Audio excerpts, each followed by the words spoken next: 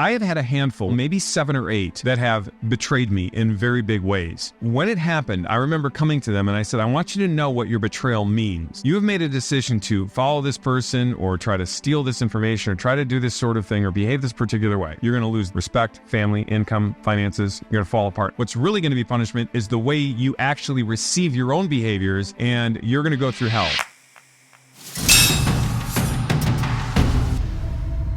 All right, first of all, if you have not seen the first episode, I'd go back and watch that because it sets up why we're doing this and how to do this effectively. Also, if you like what you're seeing, make sure you hit the subscribe button, make sure you comment, make sure you hit the share button, send this out to everybody you possibly can. All right, Law 2, never put too much trust in friends. Learn how to use enemies. Okay, well, I will tell you there is a tremendous amount of wisdom in this particular one too. And you could almost take it at its full surface. Never put too much trust in friends.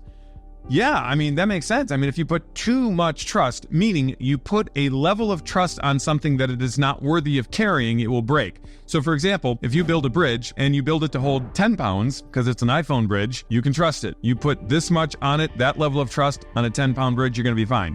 You try to stand on it, it's going to break. We have certain friends that have earned trust at a level that you can put a lot of weight on that trust. And you should, but you should never put too much in friends, because if you're putting more trust than a person has earned in that particular friend, the likelihood of it breaking can happen. So I'm going to read this law again in the shortened version. You can go and read the whole chapter. It's a better idea to read it in its full context, but it says, be wary of friends. They will betray you more quickly, for they are easily aroused in envy.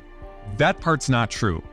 Okay, it should read, sometimes friends can betray you, not always more quickly, but it may happen because they might be aroused sometimes by envy.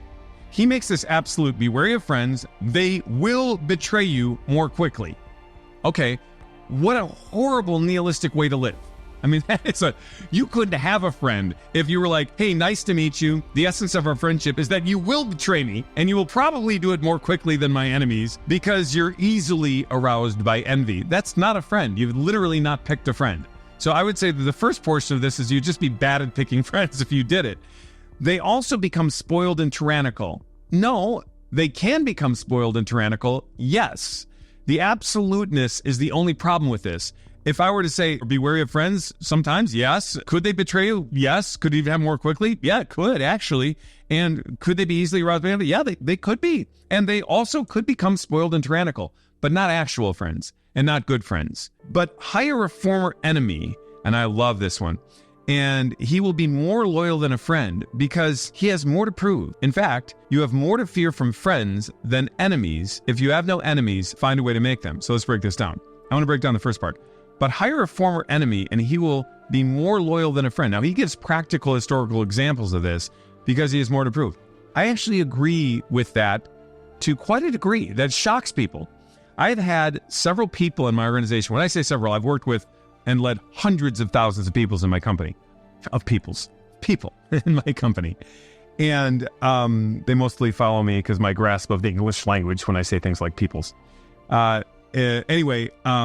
But I have had a handful, when I say handful, maybe 7 or 8 that have betrayed me in very big ways.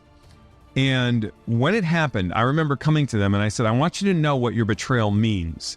And I want to separate it from what it does to me and just talk about what it's going to do to you. You have made a decision to follow this person or try to steal this information or try to do this sort of thing or behave this particular way. And separate from the impact that it has on me or in our friendship, I'm going to tell you this is what's going to happen to you because of it. And then I just walk through the history. You're going to lose respect, family, income, finances. You're going to fall apart. I just basically told them what that behavior equaled. And I'm telling you that because someday when that happens, I want you to know that I'm a safe place for you to come back to and talk to when it happens, and I will not rub it in your face because you're the one that's going to be punished more for this action than anybody else.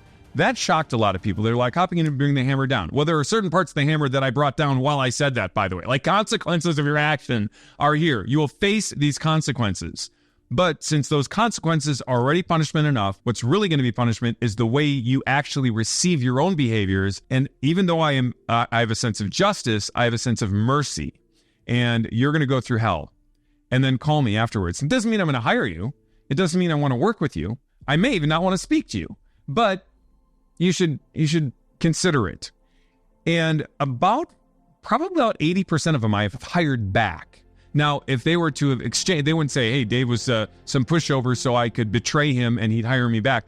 That's a gamble they wouldn't want to take. And I can tell you the consequences that they faced for actually doing it were great enough they would have never done it again. But the fact is that I did bring them back. And those people couldn't believe that I provided the compassion that I did for them.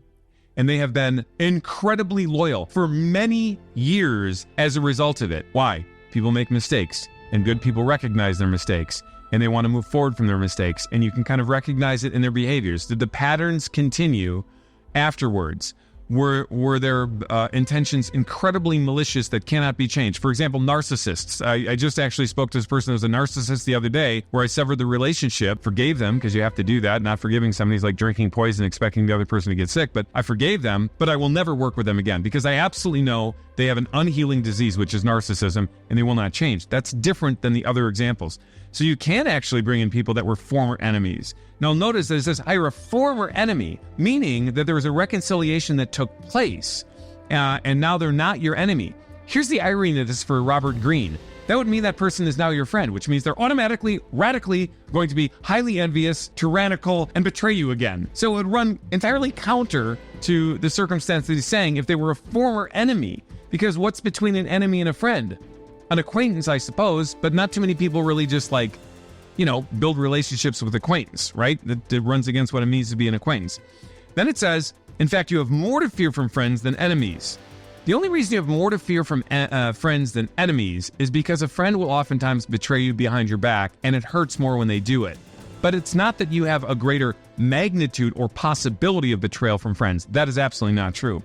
If you have no enemies, find a way to make them. There's a weird part about this statement that I like. The part that I don't like is that you would intend to go make enemies. That part I don't like.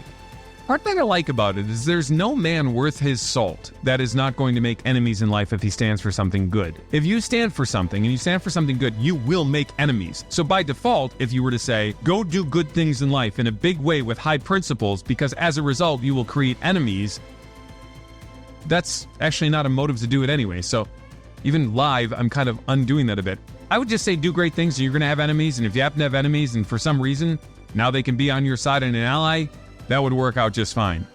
Cautious when you read this one. Pull out the truths from it. Be very cautious of the parts that are deceptive or not real.